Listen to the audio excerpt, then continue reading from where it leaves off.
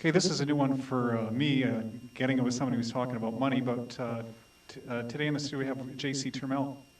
How are you, John? I'm fine. So, well, I guess we can start with the fact that you're in the Guinness World Book of Records. Is that where we're going to be starting? That can't hurt. There it is. First time the 1997 edition under the royalty and government page. And there it is, most elections contested. Since 1979, independent candidate John Turmel, the engineer of Nepean, Ontario, Ottawa, has contested 41 elections at municipal, provincial, and federal level. In 93, he founded the Federal Abolitionist Party of Canada. And now, yesterday, I registered in the Ottawa mayoralty, and after the Joe Clark by-election and the Dundas by-election, this now makes number 51. Now, why is it you're into running all that? What is the point you're trying to prove here? Well, Or is it just to push your cause? I promote this software, okay? Okay. 21 years ago, when I first got involved in politics, I'm a professional gambler. I got an electrical engineering degree at Carleton University, and in the last year they started the mathematics of gambling course, and I took it. And you know, all my friends, when we gambled, used to call me the engineer. That's why this cap's been so useful to me. But, so anyway, I got tired of, being prosecuted because I wanted to gamble. And so I ran for Parliament to legalize gambling and other business crimes. And at that point, they asked me about inflation and unemployment. And I said to myself, how come the chips from my poker bank are always the same value? And how come the coins in my pocket lose their value year after year? The hardware is the same. And I said, well, how come these lose their value and these retain them? What's going on? Must be a software problem with how they're put into circulation and taken out of circulation. So I did an analysis, an engineering analysis, which you can find at my webpage. And what's the address of your webpage? cyberclass.net/Turmel, World Wide Web. Or use any search engine, Alta Vista, Yahoo, John Engineer Turmel, and it'll bring you to my page. And I do a mathematical analysis there which explains that interest rates are the only difference between the two money systems. When you take poker chips out of a bank, and you put up your collateral, there is no charge. Now, there's service charges when you're in the game later, rake-off fee, that kind of stuff, but there's no charge to get the poker chips to liquefy your collateral. When you go to the Royal or the Commerce or the Nova Scotia and you put up your collateral and they give you chips, you now have to pay interest. And that has a very interesting effect on how the game is played because mortgage comes from the Latin mort, meaning death, mortuary, and gage, meaning gamble. So when you see them peddling their mortgages out there, those are death gambles because it's impossible for everybody to borrow 10 and for everybody to put back 11 when they only printed 10. And that means that it's like musical chairs, said Keynes, the economist. At the end of the game, everybody knows someone's going to get knocked out. Well, it's the same thing with everybody who buys their house on a mortgage. They all borrow the 200 grand, pay for the house, and they all hope to come up with the 300, 400 grand over the next 20 years, while people get knocked into foreclosure all around them. So mortgage is probably the most evil function in history for creating poverty, because the minute you sign on the dotted line, I promised to put back 11 when I only got 10. Imagine you're all alone on an island when you sign this, and you can't get some of your neighbors' money to pay 11. Well, all of a sudden, that's the kind of predicament that you're caught in. You're going to lose whatever you pledged someday, and as long as they got a bunch of neighbors who can slug it out and some keep surviving, it sort of hides the reason for why so many people are getting knocked into poverty. So I did more research. I looked into the holy books, the Bible, the Quran, Old Testament, New Testament, and I found saints everywhere, and they all keep saying, do not lend your money at interest. That's Jesus, Gospel of Thomas 95. And Nehemiah 5:10, let the exacting of interest stop. And Muhammad, give up your demand for usury. So you got the good Muslims, the good Christians, and the good Jews who've all got something to agree on, that interest is bad, and wouldn't it be nice if we could have an interest-free system? Well, now we can. At the United Nations, you've all heard of the Millennium Summit that happened? Maybe you've seen this picture in the newspapers of the class of 2000, the greatest gathering of world leaders in history. And Clinton was there, Chrétien was there, princes, all sorts of high-powered royalty and government were there. And if you look on the inside, I was there too. Now, of course, you got Kofi Annan, Fidel Castro, Tony Blair, Prime Minister of Britain, and Yasser Arafat, and Ehud Barak of Israel, and the President of China, and the Prince of Saudi Arabia, and President of the United States, and John Turmel. I'm the only one of the protesters at the Millennium Summit who managed to get his story out. And there is the sign which says, Jesus, Muhammad, Nehemiah said, don't lend money at interest. Now, what's interesting is the other side of the sign. The other side of the sign... John's actually going to show the sign that was there. Both sides, I hope. The other side of the sign that shows in this newspaper, that they didn't show, says UN Millennium Declaration C6. Interest-free Unilets Bank. There is a proposal at the United Nations to set... Flip side, John. Let's see the flip side. Oh, this is the Jesus Muhammad. Get it in the picture, get it. All right, there we go. Jesus, Muhammad, Nehemiah said, don't lend money at interest. And that's the picture they showed here in the New York Okay. Times, Yeah. which was Well, destroyed. John, if okay, now suppose we do embrace this thought, and I tend to agree on you. But how is it how would it make society a better place? Well, just imagine I gave you an interest-free credit card. And you could cut a check, you have a checkbook too, and you could pay off all your interest-bearing debts. Now, you'd end up with a stable number. And after that, every payment you ever made would go against the principal, and you'd eventually be out of debt. So, Jubilee 2000, these people who want to cancel the debt, that's charity. That doesn't work. We have to cancel the growth of the debt. And I keep trying to explain to them, little poem. I'll pay my debt for army and police to handle strife. I'll pay my debt for doctors, nurses who protect my life. I'll pay my debt for all engaged repairing road and sewer. I'll pay my debt for social servants helping out the poor. I'll even pay my debt for bureaucrats with no regret. But I object to paying debt for interest on debt. I don't mind paying for people's time at work, serving me, getting something for my money. But I don't want to pay for money's time, debt service. And that's the only part of our government's budget that's we're being robbed over because we get nothing for it. So how is this going to help? Well, all of a sudden, governments, let me give you an example. There will always be enough currency to put everybody to work who wants to work. Full employment, okay? You're told that can't happen by the economists. They're brainwashed. Errors in economics, they call it a science, and yet their measuring unit, the dollar, moves. And there's nothing as stupid as trying to measure something with a rubber ruler. But economics, they use rubber rulers, and they're ruling the world, telling us how much money we got. So anyway, forget what economists say, and understand that interest-free banking works just like poker chips.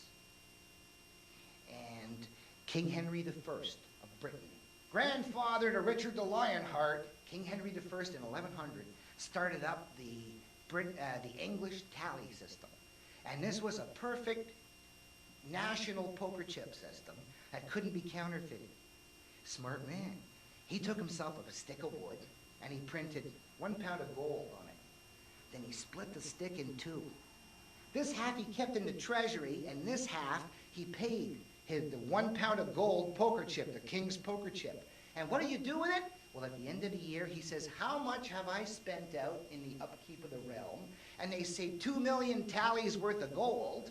And he says, well, that's a tax, everybody. You all owe so much. Now bring back your tallies, pay for it, and boy, those grains, those wood grains better tally up. And that's where the expression to tally up comes from, the most famous government interest-free banking system ever invented. And it worked, couldn't be counterfeited. King Henry I, England, the only really smart king they ever had. So, or queen. All the others, they've been in hock to the loan sharks throughout all of history and taxing us to pay them interest.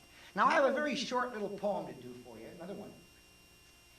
And it explains the scam of interest, okay? Now, when you were little, did you ever dream of printing cash, filling up your wallet with some money in a flash?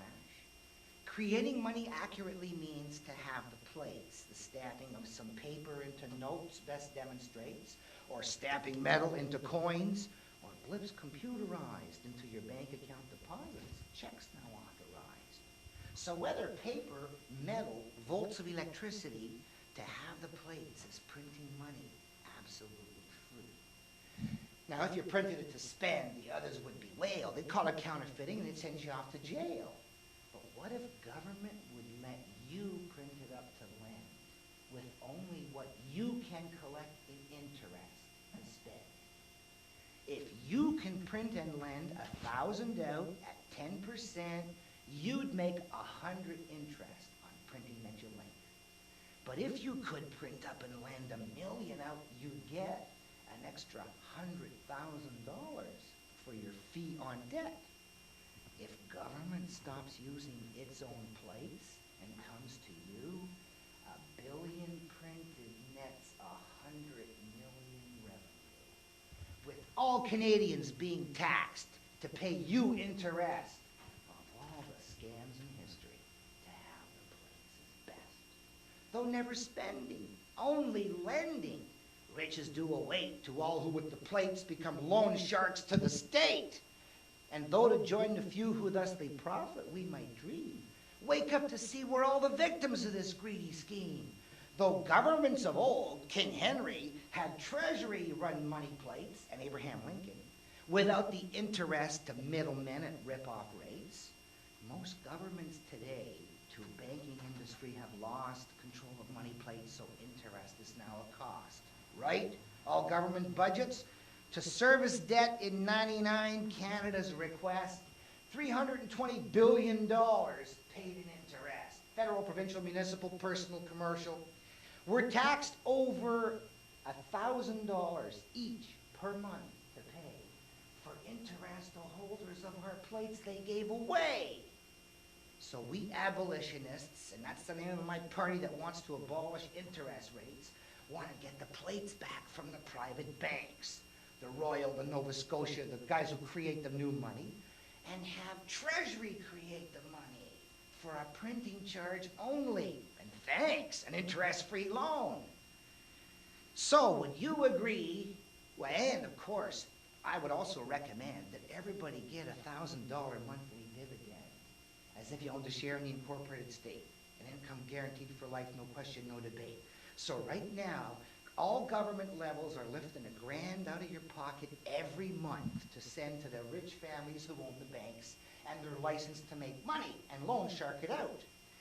All we got to do is get the license to loan shark back from the banks, have Treasury create the money, and then all that interest, without changing taxes, all that tax money that's being sent to those banks, we intercept the Brink's truck, divvy it up, give it back to ourselves as a dividend. So do you understand where your $1,000 per month dividend would come from? Right now, they're taxing it from you to send to the bank families who got the plates. And if we get the plates back, we don't have to change the taxes, but we can give you that interest that used to go to the bank families. So your national dividend is going to be getting the taxes back that would have been paying the interest. And that's what I stand for. I hate interest rates for that reason, but there's worse. Interest takes from the poor to give to the rich. The rich don't need it. They got more than they can use already, and they just keep getting more. So to them it becomes a game of who can amass the most, even if it results in a lot more people having not enough. So interest is the reason they're all in there fighting this game to try and, well, it's like musical chairs with money. Did you ever, when you played musical chairs, most people have was half. Da-da-da-da-da-da-da-da-da. We go around the thing until it stops, and you race for your chair. But there's never enough chairs. Always a shortage of at least one. Just like your mortgage, musical chairs is a death gamble too. Now, did you ever stop to help your little sister get on her chair before you went looking for yours when the music stopped? No, because that's not optimal strategy. Charity doesn't work when you're playing a death gamble. Greed does. Looking out for number one pays off when you're playing a death gamble. So when I say, hey, we could fix the world by getting rid of the death gamble and adding equal number of chairs, people say, no, no, people's brains are gone, they're evil, they're greedy. And I'm saying that those are symptoms caused by the lack of the chair or the lack of sufficient money to pay all the debt. And yes, if we equalized the money with the debt like a LET system, every debit has a credit in a LETs. You can't ever have an imbalance. And this one here, debt grows by itself. You borrow a $100 bill at the bank. You put it in your wallet, walk around a year. When you come back at the end of the year, they go, hey, you owe us $110. And you go, well, the $100 bill didn't grow. What am I supposed to do? Go knock out a neighbor, get 10 out of him. And that's how you play death gamble. And in That's a dirty game. it is. Can I get you to talk a little about your gambling career? This, I'm sure a lot of people will be interested on an easy way to make a buck. Well, Or maybe not that easy. I'm sure you had to spend a little bit of time. But you've got some mathematical formulas, or yeah. do you have the James Coburn video, and you know, Well, beating the slots and stuff like that? From what I've seen, don't forget there are strategies to minimize your losses at slots, you know? And all these strategies work upon the principle of getting overlays and avoiding underlays. Typical example. You know, there are 44 cards out there. I have a inside straight draw. There's a 4 and a 5 and a 7 and an 8, and I need a 6. There are only 4 sixes out of 44 cards. 40 times I'm going to lose, 4 times I'm going to win. 10 to 1. Now the point is, if there's only $8 in the pot, I'd be stupid when he makes it 9 to call, because that's an underlay. In the long run, I'm going to lose 10 units, and when I do hit, I win back 9. It's negative. But if there's 15 bets in the pot, now I must call, because I'm going to lose my $1 10 times, but I'm going to win 15 once for a net profit of 5 per 11 plays. So basically, that is the essence of professional gambling, catching the overlays and avoiding the underlays. And Isn't it always with the house they're going to have the odds? You know, their odds are always in their favor. So well, that's not true in blackjack. I was a professional blackjack card counter for several years in the early days when, you know, the rules were better. They have since made the rules tougher, and they will throw out blackjack card counters so that it's not a way for any man to make a professional living anymore. Poker is the only place where you will find professional gamblers these days. I can't believe there are any professional blackjack players left. is there any gambling games that you won't touch, like the slot machines, or Keno, or well, again, or see, the point is 649? sometimes the slots casinos give certain promotions, double on the royal flush, which turns that into a positive expectation, and you should be in there throwing your money in as fast as you can. So you never know when it'll be a positive expectation. You have to be ready to jump on all positives and avoid all negatives. And that's basically all there is to it, except that in the game of stud that most people play in Ontario, in the world Hold'em, I've developed certain systems. As a matter of fact, my 4th year engineering project at Carleton was a computer analysis of Canadian stud. So, yeah, with 4 years as the teaching assistant of the course after that, I think it's pretty fair to say that if there's a professional poker engineer, a systems engineer out there, it's me. Yeah, so John, what are the letters behind your name? BEng, Bachelor of Engineering. Oh, okay. And electrical engineering, was Yes. it? Okay. Now, you've been called an internet kook. No, you told me you've been on the internet for 10 years, so what kind of havoc? Are you spamming everybody, or? No. I send to the usual 7 news groups of science economics, science engineering. Somebody started an alt fan, John Turmel, for me. But I know my stuff rubs some people the wrong way. I have Right now, like I was telling you. What do you think of people coming out? Because I've run into this similar thing, and I've been finding it with the internet, like you got to promote yourself. You just can't sit there, else you're buried. Well, you see, the So, point is, I don't have to promote myself. All I have to do is keep doing things to further the growth of Let's, which is pretty spectacular news. And a lot of people say, look at him, he's getting all that advertising, you know, using Let's to get advertising or publicity. But the point is, I have absolutely no doubt that I'm going to be known as the father of the worldwide Unilets. When you get an interest-free credit card, and you can okay, there we never are. have to Okay. never have Now, where to do pay I- a bill date ever again, never worry about payments ever again, you're going to have okay, the $64,000 question, where do I get one of these credit cards? Well, right now- Do they not exist at this time? Is this Well, something actually- about 22nd century? You can go onto the internet right now, and I have instructions at unilets@egroups.com. Unilets info, unilets-info at egroups.com. But if you go to Unilets, we'll send you there too. Now, what kind basically, of credit card limit? What here's is what it? you do. You will go onto the net, you will open a listserv where will be posted any transactions you choose to make. On your main page, you will list things you offer. You offer to make videos for people and stream them into the internet. You offer to do radio programs. You offer to sell them ads. And you will accept time currency where a 1-hour bill like Madison, Wisconsin, or Ithaca, where it's worth 10 American, is worth 14 or 15 Canadian. But you So you're really going back to track it in time. the old thing of bartering, That's right. bartering your services, and that's where the interest-free Money, that's right, because money's usury has perverted the wonderful essence of barter. Okay. You know, Okay, why so are we how would you? importing Okay. tomatoes from Britain or from New Zealand when we grow tomatoes here? It's inefficient.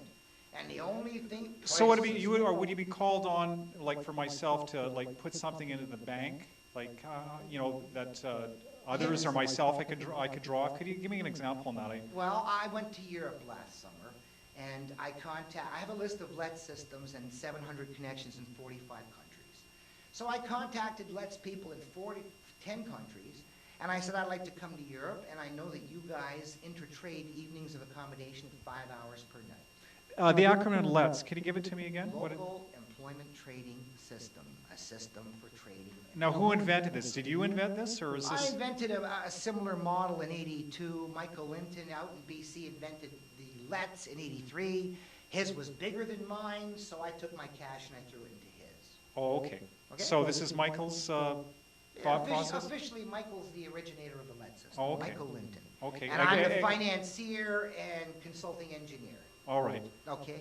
And so I put in the resources, then I took off to talk about it in politics while he nursed the brood of little Letzes as they grew, and now they're big monsters all over the world.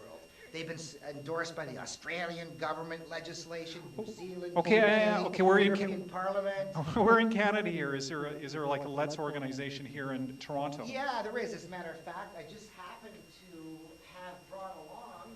Okay, just 1 second, John. I got to queue up another. Here's a Toronto dollar system. 1 second, John. I got it. Sure.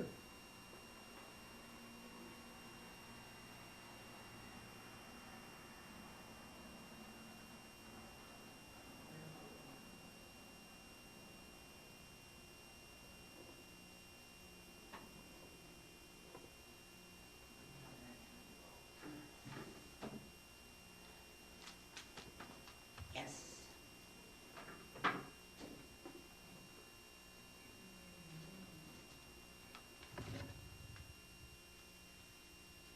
Okay, we'll pick that up from, is there a Toronto version of the Let's system? Oh, you got some Let's money here too? I Or got some Toronto dollars. what, do you print those up on your scanner? Can I, may I take a look? No. This is Toronto dollars issued by the Toronto dollar system. It's worth $20. You go down to St. Lawrence Market, you can spend... Oh, okay. What, is this been endorsed by Mel or? Yes, it has been Oh, okay. endorsed by Mel. Okay. Oh, okay. Tell us a little bit about this. This is cool. Well, basically, you know, well, in this case, people use cash as collateral, okay? They bring their $100 bill and they get 100 in Toronto dollars or poker chips. And then the city can put that money into a bank and use the interest to help solve certain poverty problems. So Now, use your alternate what's the- currency, leave your Fed in the bank, and let the government or the charitable group have the advantage of the interest. You don't save or gain, but the group gains the interest. That's how the Toronto dollar works. But if they were to issue Toronto dollars, also not only for cash, but for IOUs of labor, then they'd be a lead system. And there are many lead systems, thousands. I got 700 with internet links at my site. Okay, let's, Toronto dollars. Toronto dollars, okay. And as a matter of fact, we have here, and this is being given out by the Toronto dollar system. By the way, this is their flyer, their Toronto dollars advertising. Now, do you have any idea how many Toronto dollars are floating out there? I have no idea, no. But the point is, here is a collage of local. Is there an expiry date on this money, or? I doubt it. Why would there be? But I mean, this is from Mexico City. This is from Kootenai, BC. This is from Madison, Wisconsin. This is from Nova Scotia, Indianapolis, Toronto, Ithaca, Great Lakes, that's Detroit. So the point is Berkeley, Thread City, Brooklyn Greenbacks. It's very easy for a group to all decide we're going to all create our own poker chip system. We're all going to lend each other 500 chips, and then we're going to list our skills in a directory and start calling each other up and paying each other with our local currency and leaving our federal stuff in the bank to pay the mortgage or the taxes or the power or the TV. But stuff like cutting my lawn and fixing my thing and doing this and all sorts of stuff that you can do locally with neighbors can be done through a lead system. So can big commercial stuff. Okay, now if you want to start a lead system, who would you get proper, like a banknote company to print up your money? Well, see, the point is is there going to be a problem that you could actually have people counterfeiting your own? Well, there are two facets. See, the point is that is the paper medium. We have an internet medium. After I got back from Europe, I spent 40 days in Europe, and 39 days I didn't pay for a hotel. I found someone in every town of my visit who belonged to a lead system who would put me up in exchange for an IOU for equivalent accommodations when they come visit in Canada or their friends. Okay, a 5-hour IOU, and I emailed it to them. I started a special email account listserv called unilets-termel-jc at degroups.com. And there I advertise that I'm willing to play accordion, I'm willing to do talks, I'm willing to do this, translate, and I want accommodations, and I want this and that. And my transactions are there, that these people gave me a night's accommodation in Hamburg, Germany, and I owe you a night back here. Now, anyone else can go there and pay them too with their emailed IOU, as long as their group, or someone from there, can come back to your group or town. Now, John, I seen the term, I don't know if it was an email you sent me, but the world's richest pauper, is that you? Well, that's what the Arizona Republic titled the... well, you pull out that prop. Tell us how you got that title. All right, well, the world's richest... Now, it sounds like people are always trying to give you a dig. What is this? Well, no, the point is... You seem like a pretty good-natured guy. I have fought 10 cases to the Supreme Court of Canada, okay? And 3 of them I fought in forma pauperis, as a pauper, which means that I was poor enough that I qualified to call myself officially a pauper. All right, and I. And if you look at his socks, there are holes in his socks, so it's true. Oh yeah, absolutely. Oh, here it is, the world's richest pauper from the Arizona. That's a big newspaper, million circulation. Now, John, what kind of travel? Where do you travel? What kind of travel do you do? And maybe you can tell me where you've been. Well, it seems like you've been around a bit. Well, I did a speaking tour of New Zealand in I believe it was '95, and then starting in Denver '96, I did the United States. '97, I did Britain. Was it '98? Yeah, '97. No, it came out in '97. Anyway, in '98, I did Britain again, I think. '99, I did the European tour. And 2000, basically, it was all around the States. And you did it all on these email accommodations? No, not all. No. How about plane fare? Are you able? No, not yet. Not yet, okay. But if the stewardesses ever find someone on a LET system where they enjoy staying, why wouldn't the airline accept that LET's money if they can pay her stewardess with it, who pays her rent with it, right? I mean, it's not hard to understand. It's the same thing as money, but you just don't have any interest. So you don't have any date for payments, no whip at the end of every month meeting all your bills because the accountant's got to calculate all the interest. I mean, taxation will be so simple. Right now, just imagine a poker game where after every pot, everybody runs to the cashier and they write down what happened, how much it was. I was down 5, I was up 10, I was down 5. And then they run back to the table, play another hand, run to the cashier, record it all, instead of using poker chips. Pretty stupid, right? Well, what do you think we're doing in every store when we're ringing up sales tax on every transaction? We're accounting for every itty-bitty little transaction because of the stupid way we do taxation. We do it backwards. Right now, they tax up front and then budget what they spend. When King Henry didn't use old money to tax, he created new tallies and then taxed it back at the end of the year. No interest. Okay, John, what I'd like you to do is if I can get you to give a plug for Pepper Scott, and we'll just start, if you could just look into the camera and just say, this is J.C. Turmel, the money engineer, and you're tuned into Pepper Scott. Okay, this is John C. Turmel, the engineer, the banking systems engineer, and you're listening to Pepper Scott. Okay.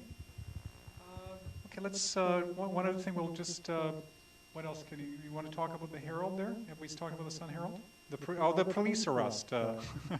We've got a felon in our midst here. Oh, the Sun Herald there. I see police. Oh, or is that not you?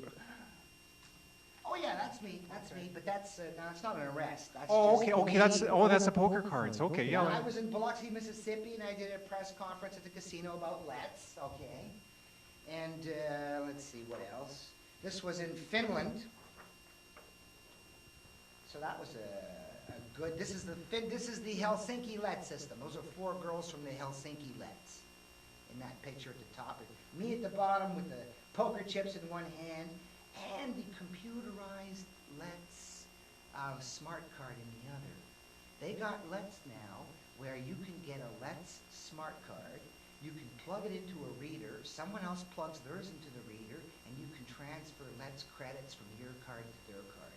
And that's what that reader is in my other hand. I should show that more often. And of course, this was an article from, this was Bonn, capital of Germany. They just loved it. They got 300 Letzes in Germany. Tauschrings, they call them. You ever been arrested? Yeah, I've been arrested a good half dozen times for gambling. Well, I was trying to legalize gambling, remember? And I had to get busted to do that. I had to run games, tell the police about it, and then they would come down, check it out, and raid me. And I guess I can show you a few gambling press clippings. As a matter of fact, though, what's interesting about my case was in 1989, ta-da, 6 face charges in gambling raid, judge dismisses gambling charges. I found a way of running blackjack legally. Well, next thing you know, first casino in Quebec. Actually, I should have stayed in Ontario, okay? Quebec, they did it in French, changed the rules on me, and so that, you know, the city weren't happy about me opening a casino on downtown Main Street, you know, with all the big lights, and finally they did raid, and I went to court, and they reinterpreted the law, and this judge found me guilty instead of acquitted, and so they could draw little caricatures of me behind bars saying, gee, now I can only play solitaire. Did you do any hard time for that, or? Yeah, I did a month. So I went back to Ontario, and next thing you know, they're not bothering me. I start growing. Next thing you know, I got 10 tables, then 15, then 28 tables. And now I'm opening in 3 more towns, Toronto, Brockville, Niagara Falls. I got newspaper ads, you know. I got a Casino Kazkar at the racetrack, Casino Turmel Kazkar. You know, front page story in the Ottawa Citizen, the mayor screaming, how come Turmel can run and we can't get a license? She wanted a casino for Ottawa, and I was running one, she was complaining, and 2 days later, bam, they busted me. Now, they shouldn't have been able to bust me in the same jurisdiction as the judges who had acquitted me, because I did nothing different. And that concept is called autrefois acquis in the law, already acquitted. And so I tried to raise this double jeopardy issue with the judge, and he says, well, I have no proof that nothing's changed yet. So we kept going on, and finally, when they admit that nothing changed, we even used the same statements of facts for both cases. They were identical. He still found me guilty, even though the other guy on the same statement of facts had found me innocent first. Now, the point is, an equivalent judge isn't supposed to contradict an equivalent judge. That's what they have courts of appeal for. And they should have appealed the first judge's decision acquitting me. Now, this guy should have been a lawyer. Well, they've called me the granddaddy of guerrilla lawyers, and I've been in the Supreme Court of Canada 10 times, mainly helping fight bank foreclosures. I don't know if you were listening in the early 80s. Did you ever hear the allergic lady from Smiths Falls, Mrs. Metcalf, who was being evicted from her house? You know these bubble people? What, an actual, like the bubble boy type of thing? You know those people with all the allergies they can't leave without Oh, wearing okay, a what, bubble? she was the bubble girl? Yeah, she was Canada's first bubble girl, but her bubble was her house. And she couldn't pay her mortgage, and the banks wanted her bubble. So I basically came up with a stiff the bank kit. And I said, if a criminal can stall before going to jail by appealing, why can't a poor person stall their foreclosure by appealing? And I came up with a stiff the bank kit, which allowed them to do that. And I had a whole bunch of people use it. See? Turmel plans to clog courts. And that's why the Supreme Court of Canada changed their rules. And this was my anti-foreclosure kit, with instructions, notices of motion, affidavits of defense, and I had a whole bunch of people use it to stall their foreclosures. Dozens and dozens and dozens of homes were delayed. Eventually they got kicked out, but the point is, you live in the house rent-free while you're fighting. That's the neat thing about fighting foreclosure. I like that. I like beating the landlord. They make a claim. Good, brother, that's good. They make a claim for one amount, and once that amount is made, they can't ask for any more than the longer you take. Actually, my most famous foreclosure was a Toronto couple who were evicted in 1993. They were the Woodhouses, and they were the ones who had a little boy killed who fell down a manhole in the CP yards or whatever. And anyway, I kept them in their house for 33 months, rent-free. My longest ever stiff the bank. And what 33 months, what did that translate to in rent or mortgage payments? I don't know what their rent or their 30, 40 grand, something like that? I would guess. Geez, that could help on the long run. Yeah. So the point is, I've had many ways of fighting the banks, and all the time scream and abolish interest rates. So anyway, this UNILET's proposal at the UN, I got a chance to go to the Millennium Forum at the United Nations and make an address and give a lecture on LETs. And the Millennium Forum passed the declaration suggesting that they set up a UNILETS, a United Nations agency called UNILETS, which is an alternative time-based currency. In other words, tomorrow, well, had these Millennium Summit boys passed the Millennium Forum Declaration, you would have awakened the next day with a new kind of bank account at your bank. You could have an American account, a Canadian account, and a time dollar, a United Nations time dollar account. And you could write checks to people worth time, and they could write checks to you worth time. And you could print, and you could make these checks in a standard denomination and use them as currency.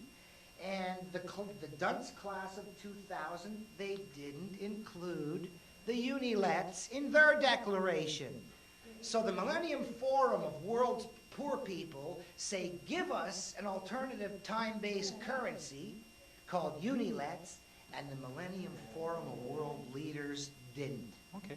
Yeah, I guess we're going to be wrapping up here with John. I just want to thank him very much for coming into the studio.